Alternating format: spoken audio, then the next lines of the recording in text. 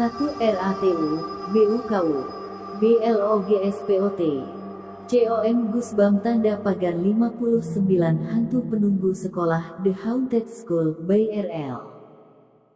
Stin www.ebuku.us2 RATU, BUKU, BLOGSPOT, COM satu tangan tak terlihat itu meraihku dan menarikku dari tangga.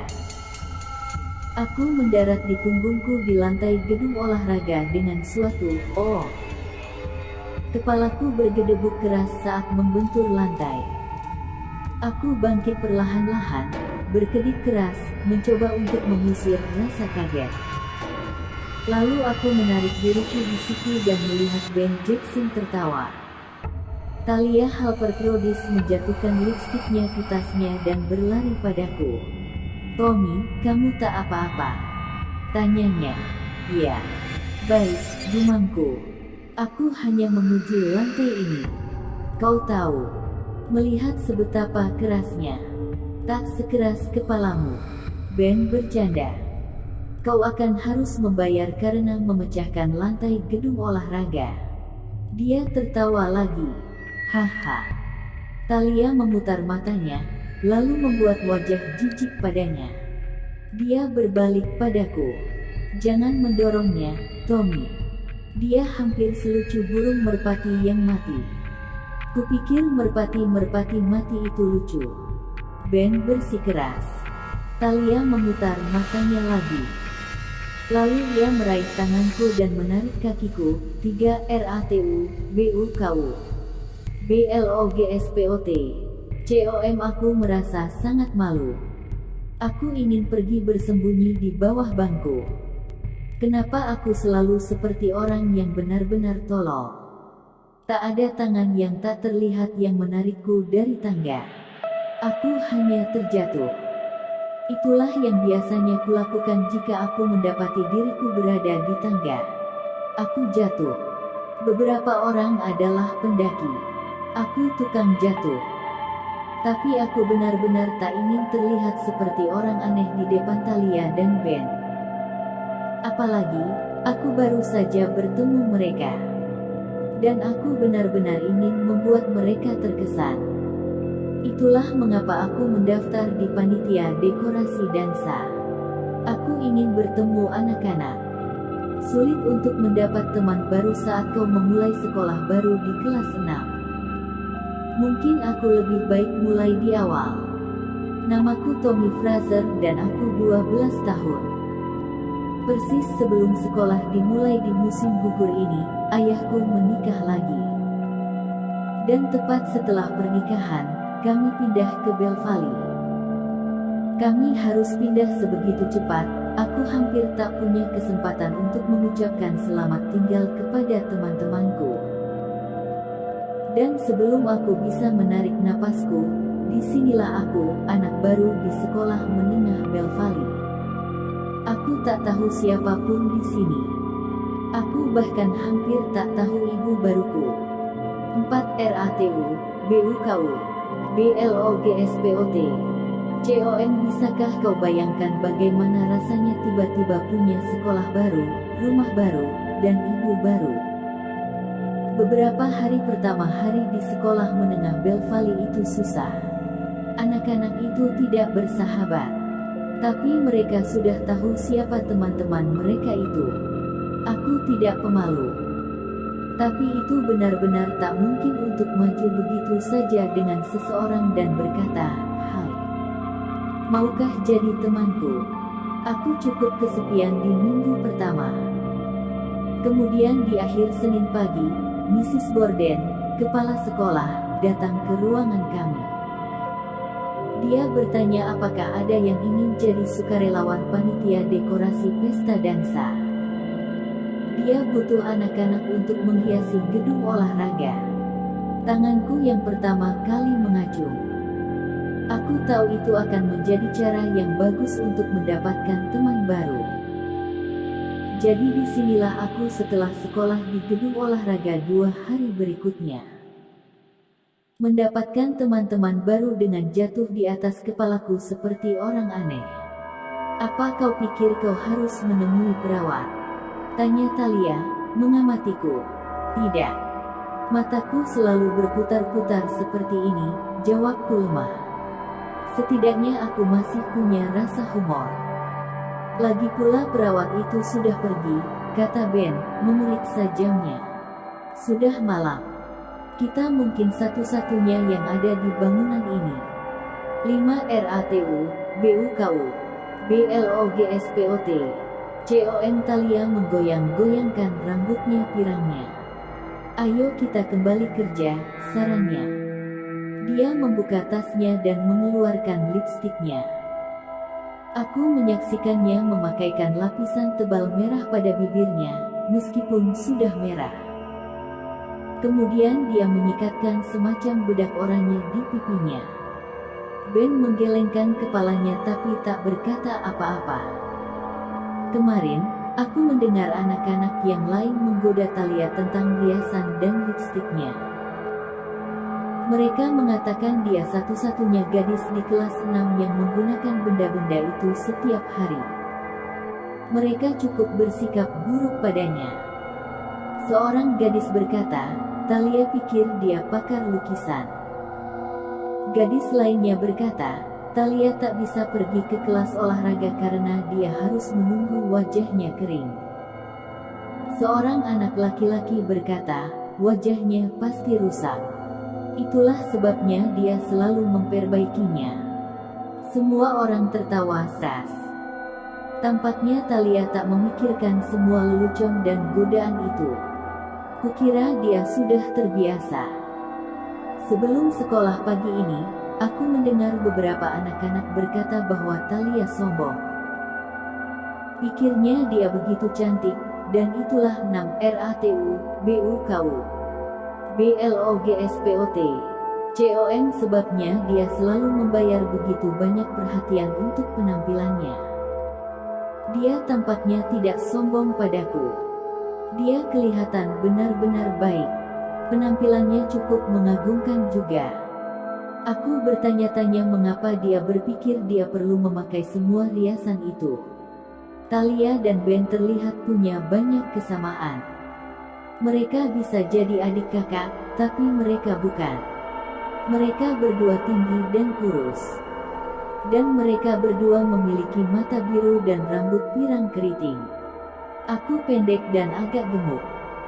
Dan aku punya rambut hitam terpanjang lurus keluar seperti jerami. Rambut ini benar-benar menyulitkan. Aku bisa menyikatnya berjam-jam, tapi masih saja bergerak semaunya. Ibu baruku mengatakan aku akan benar-benar tampan begitu aku kehilangan lemak bayiku. Aku tak berpikir itu adalah pujian yang sangat baik. Lagi pula, Thalia, Ben, dan aku melukis beberapa spanduk besar untuk dipasang di dinding gedung olahraga. Thalia dan aku bekerja sama pada spanduk yang terbaca Bell Valley Rocks. Ben mulai melukis poster yang terbaca DANSALAH sampai kau muntah. Tapi Mrs. Borden menyodok kepalanya dan memintanya untuk memikirkan slogan yang lebih baik. Dia mengerang dan menggerutu dan mulai lagi. Sekarang posternya terbaca selamat datang semuanya. 7 RATU, BUKU, BLOGSPOT, COM. Hei, mana cat merahnya? Thalia memanggil Ben. Hah? Dia merangkak turun, menggunakan kuas tebal untuk melukis es di selamat. Thalia dan aku juga di lantai, melukis garis hitam untuk poster kami. Dia bangkit dan menatap Ben. Bukankah kau membawa cat merah ke gedung olahraga? Aku hanya melihat yang hitam. Kupikir kau membawanya, jawabnya. Dia menunjuk tumpukan kaleng di bawah keranjang basket. Apa itu? Semua hitam, katanya. Aku memintamu untuk membawa turun beberapa yang merah, ingat. Aku ingin menempatkan yang merah di tengah-tengah huruf. Hitam dan merah adalah warna sekolah, kau tahu itu. Duh, Ben bergumam. Yah, aku tak akan ke atas untuk itu, Thalia. Ruang seni ada di lantai 3. Aku yang akan pergi. Aku mengajukan diri, agak terlalu bersemangat. Mereka berdua menatapku. Maksudku, aku tak keberatan, aku menambahkan. Aku dapat menggunakannya untuk berolahraga. Kepalamu benar-benar terbentur keras, bukan begitu? Ben bercanda, 8 RATU, BUKU, BLOGSPOT, COM, apa kau ingat di mana ruang seni itu? Tanya Thalia. Aku meletakkan kuas. Ya, kurasa begitu. Kau naik tangga di belakang, yang kanan. Thalia mengangguk. Rambut pirang keritingnya mental saat ia menggerakkan kepalanya. Benar. Kau naik 3 tingkat ke lantai atas. Lalu kau langsung menyusuri lorong ke belakang. Belok kanan. Lalu belok kanan lagi. Dan ruangan itu di belakang. Tak masalah, kataku. Aku mulai berlari ke pintu ganda ruang olahraga. Bawalah setidaknya 2 kaleng. Seringnya di belakangku. Dan beberapa kuas bersih. Dan bawakan kok untukku. Teriak Ben. Dia tertawa. Pelawak payah. Aku mulai berlari dengan kecepatan penuh ke pintu keluar. Aku tak yakin mengapa aku mulai berlari. Kurasa aku sedang berusaha membuat Thalia terkesan. Aku menurunkan bahuku. Dan menerobos pintu ganda itu. Dan meluncur dengan kecepatan penuh pada seorang gadis yang berdiri di lorong. Hei, dia menjerit kaget saat kami berdua terguling ke lantai. Aku mendarat di atasnya dengan mengerang. Kepalanya bersuara keras saat membentur lantai beton. 9 RATU, BUKU, BLOGSPOT, COM tertegun. Kami berdua berbaring di sana untuk sedetik. Lalu aku berguling darinya dan buru-buru berdiri. Maaf. Aku berhasil bicara. Aku mengulurkan tangan untuk membantunya berdiri. Tapi dengan marah dia mendorong tanganku menjauh dan berdiri tanpa bantuanku. Saat dia berdiri, aku melihat bahwa dia setidaknya 1 kaki lebih tinggi dariku. Tinggi, berdada bidang dan tampak kuat, dia mengingatkanku pada pegulat wanita di TV. Dia memiliki rambut pirang putih, yang terurai di depan wajahnya. Dia berpakaian serba hitam. Dan dia menatapku marah dengan mata baja abu-abunya. Mata yang mengerikan. Aku benar-benar menyesal, ulangku, melangkah mundur saat aku menatap ke arahnya. Dia mengambil langkah berat ke arahku. Lalu melangkah lagi. Mata abu-abu yang dingin itu membuatku membeku di dinding. Dia merenggut dan mendekat. Apa yang akan kau lakukan? Aku tergagap. 10 RATU, BUKU, BLOGSPOT, COM 2. Aku menekan punggungku merapat erat di tembok. Apa yang akan kau lakukan? Ulangku. Aku mau pulang, jika kau membiarkan aku. Geramnya. Dia berputar pergi, tangannya meremas jadi tinju yang besar. Aku bilang aku minta maaf. Teriakku setelahnya. Dia menghilang menaiki tangga tanpa berpaling kembali.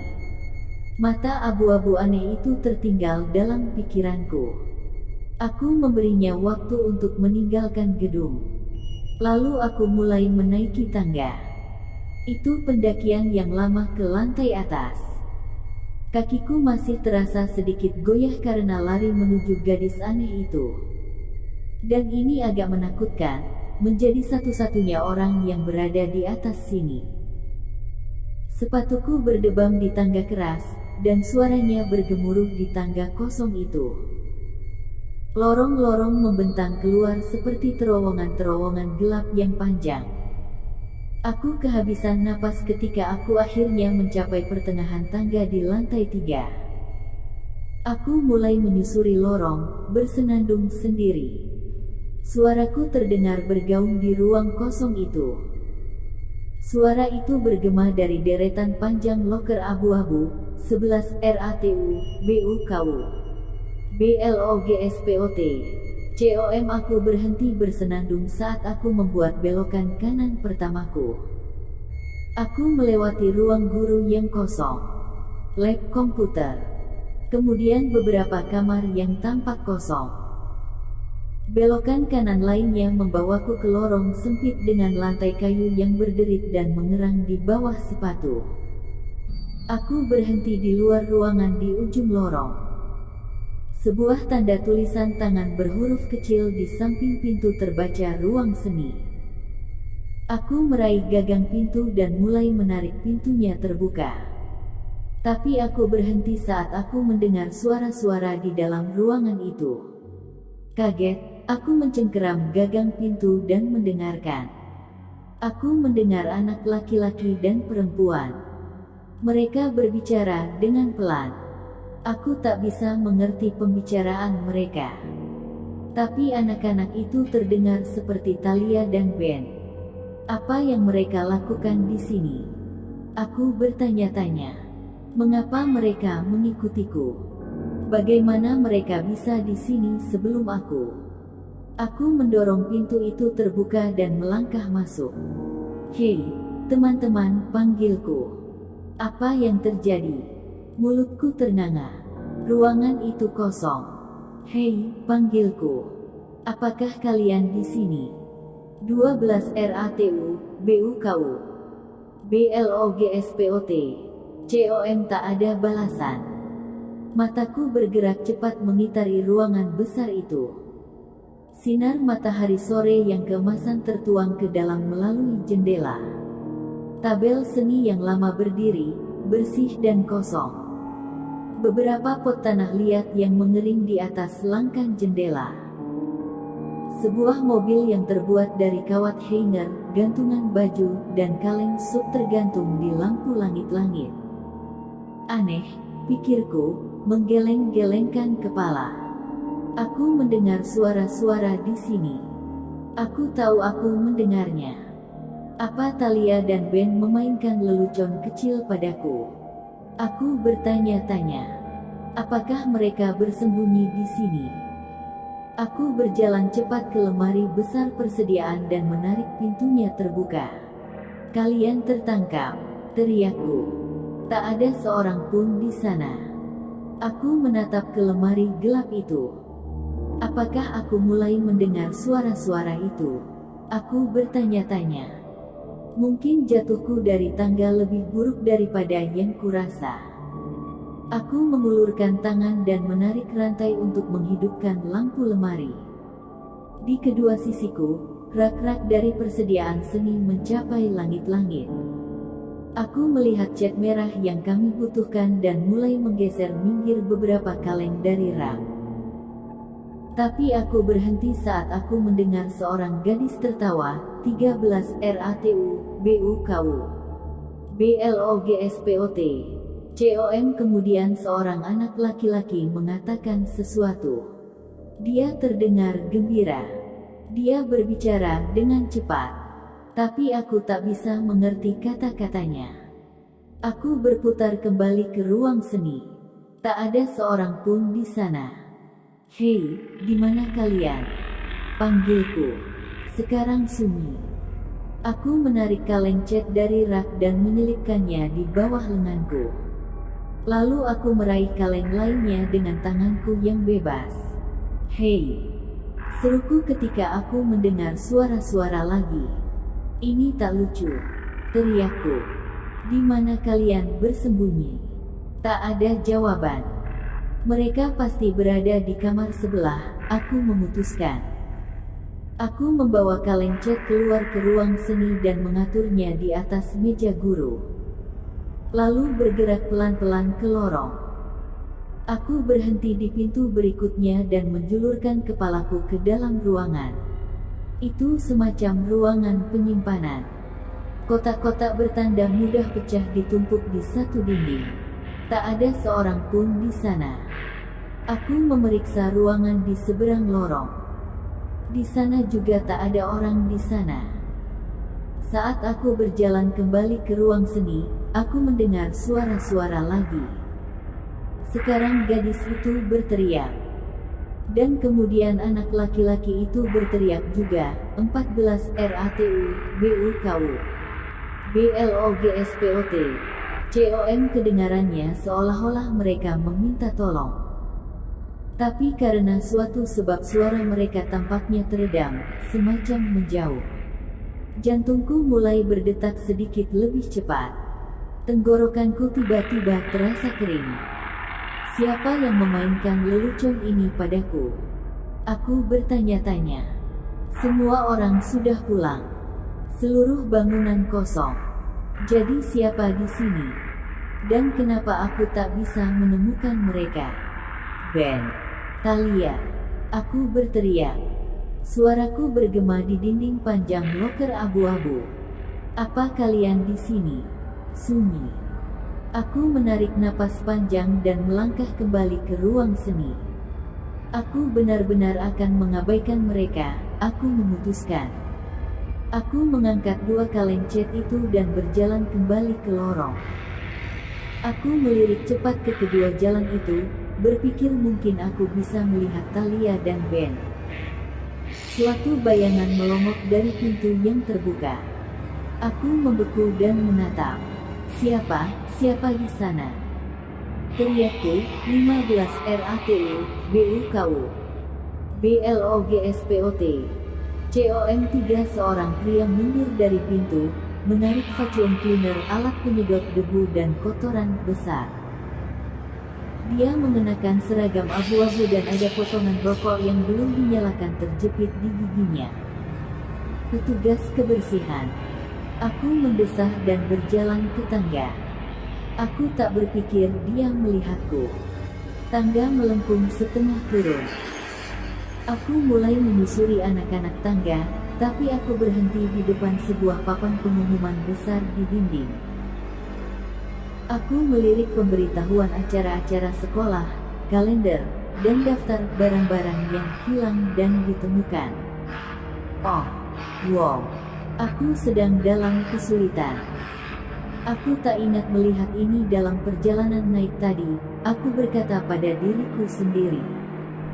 Aku menatap kembali ke puncak tangga. Apa aku memilih tangga yang salah? Akankah tangga ini membawaku kembali ke gedung olahraga? Hanya satu cara untuk mengetahuinya, aku memutuskan. Mencengkeram erat-erat kaleng cat itu, aku berbalik dan terus ke bawah.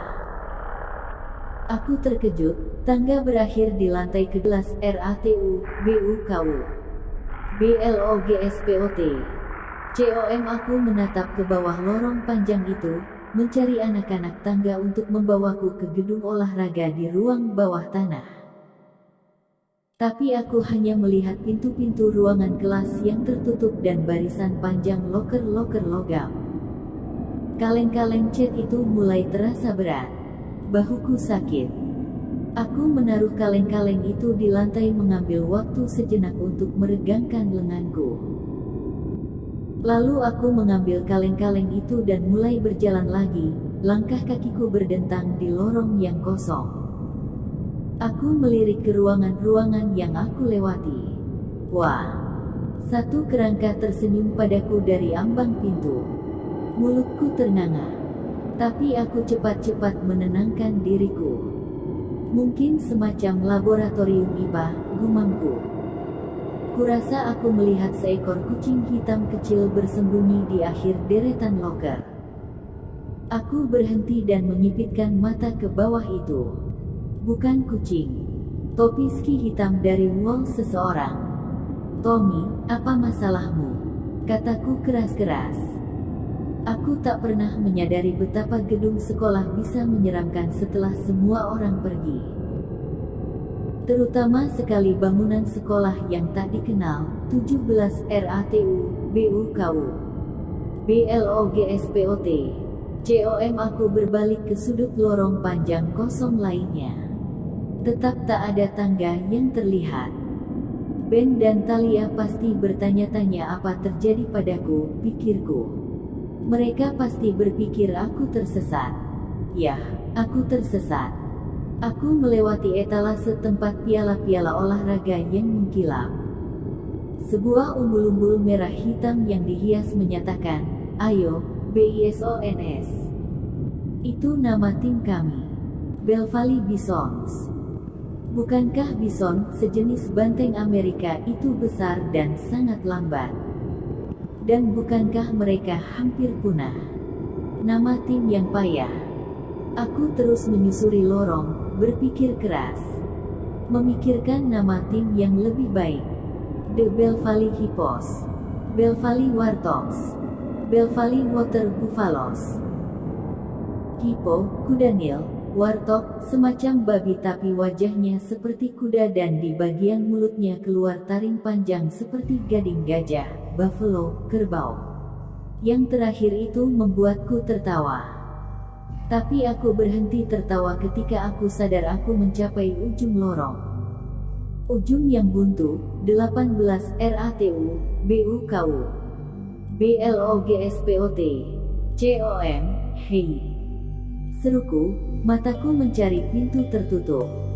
Bukankah seharusnya di sini ada tangga? Semacam jalan keluar.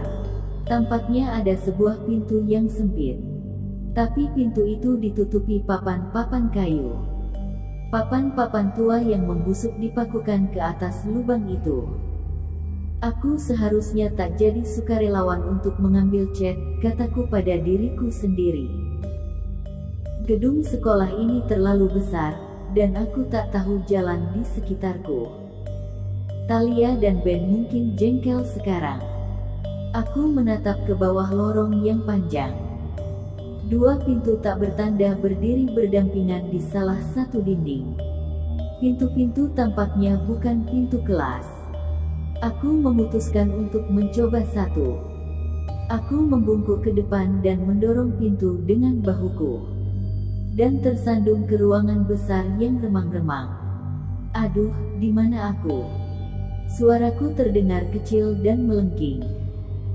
Menyipitkan mata ke dalam cahaya abu-abu itu, aku melihat sekumpulan anak-anak menatap ke arahku. 19 RATU, BUKU, BLOGSPOT, COM. 4 anak-anak itu menatap ke arahku dengan begitu kaku, begitu tenang, setenang patung. Dan lalu aku menyadari mereka itu patung. Patung anak-anak. Setidaknya 2 lusin. Mereka memakai pakaian model kuno. Pakaian-pakaian mereka lucu, seperti dari sebuah film lama. Anak-anak lelaki memakai jaket olahraga dan dasi yang sangat lebar. Gadis-gadis semuanya memakai jaket yang punya bantalan bahu yang lebar. Rok-rok mereka sampai ke pergelangan kaki. Aku menurunkan kaleng cat ke lantai. Lalu aku mengambil beberapa langkah hati-hati ke dalam ruangan. Patung-patung itu tampak begitu nyata, begitu hidup. Lebih mirip boneka pajangan, manekin, toko serba ada daripada patung. Mata-mata kaca mereka berkilau. Mulut-mulut merah mereka dibuat kasar, tak tersenyum. Aku melangkah ke patung anak laki-laki yang sebayaku dan meraih lengan jaketnya. Kain asli, bukan ukiran batu atau plester. Ruangan ini begitu gelap. Sulit untuk melihat dengan jelas. 20 RATU, BUKU, BLOGSPOT, COM. Aku merogoh saku celana kakiku dan menarik korek plastik merahku. Aku tahu, aku tak seharusnya punya korek. Tak ada alasan mengapa aku punya satu korek kecuali kakekku memberikan korek itu padaku beberapa minggu sebelum ia meninggal. Dan aku membawanya kemanapun bersamaku sebagai jimat keberuntungan sejak saat itu. Aku menjentikkan korek itu dan mengangkat apinya ke wajah anak itu. Kulitnya begitu nyata. Bahkan ia punya jerawat kecil di salah satu pipi dan bekas luka di bawah dagunya. Aku menutup korek dan memasukkannya kembali ke dalam sakuku. Lalu aku menyentuh wajah anak itu. Halus dan dingin, dipahat atau dibentuk dari semacam plester. Aku mengusapkan jariku di atas salah satu matanya. Semacam kaca atau plastik. Aku menarik-narik bagian belakang rambut coklat gelapnya. Rambut itu mulai meluncur turun. Rambut palsu, wig. Di sampingnya berdiri sebuah patung gadis tinggi langsing bersweater hitam, dan rok hitam panjang lurus ke bawah sampai pergelangan kakinya. Aku tatap ke mata hitam mengkilapnya. Dia tampaknya menatap kembali ke arahku. 21 RATU BUKU BLOGSPOT COM begitu sedih.